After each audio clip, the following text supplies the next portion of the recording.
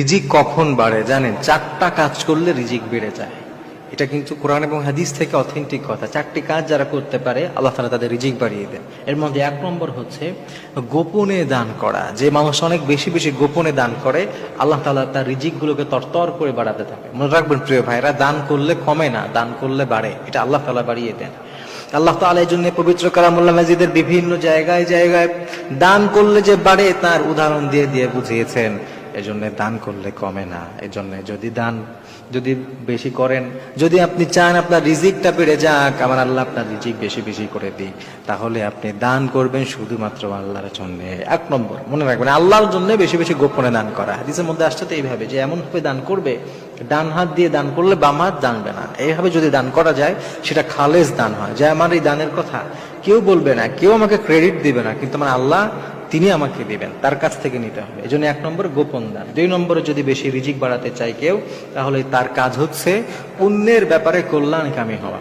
কেউ যদি সফল হয় খুশি হওয়া। অনেকে আছে অন্যের সফলতা দেখতে পারে না, আছে না নাই? একজন প্রতিবেশী সফল হয়ে যাচ্ছে আমার চোখের সামনে, আমারই ক্লাসমেট কিংবা আমারই কাছের মানুষটা তরতর করে উপরে উঠে যাচ্ছে, আমি এখনো পারলাম না, হিংসায় জ্বলে যায়। যে মানুষগুলো হিংসা করে, অন্যের ভালো যে দেখতে পারে না, তারা কখনো রিজিক তাদের বাড়বে না। আল্লাহ তাদের রিজিক বাড়াবেন। এই জন্য অন্যের সফলতা দেখে যদি আপনি খুশি হন, আল্লাহ আপনাকেও সফলতা দান করবেন ইনশাআল্লাহ। এই জন্য অন্যের সফলতায় খুশি থাকা। এরপরে তিন নম্বর হচ্ছে বেশি বেশি ইস্তিগফার পড়া।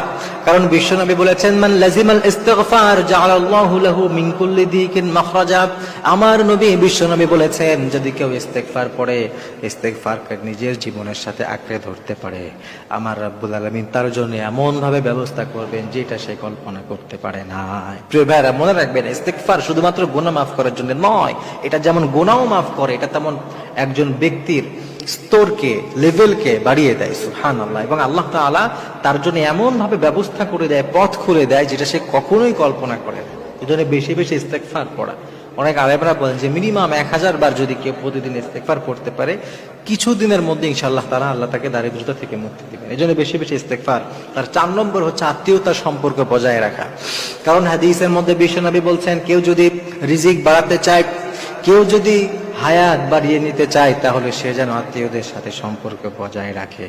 কারণ যে মানুষটা আত্মীয়দের সাথে সম্পর্কটাকে বজায় রাখবে, যে মানুষ আত্মীয়তার সম্পর্কটাকে দৃঢ়ভাবে আঁকড়ে ধরবে, আমার রব্বুল আলামিন তার রিজিকটাকে বাড়িয়ে দিবেন। এই জন্য 3 নম্বর কাজ হচ্ছে আত্মীয়দের খোঁজ খবর রাখা। এখন তো আমরা সবাই ব্যস্ত, প্রচুর ব্যস্ত। বন্ধুদের খোঁজ খবর রাখা যায়, ফ্রেন্ড সার্কেলে দেখবেন ফেসবুকে চিনিও না জানিও না, তার মেসেজের রিপ্লাই দেওয়া যায়, কিন্তু আমার একেবারে কাছের আত্মীয়টার খোঁজ খবর আমি নেই না।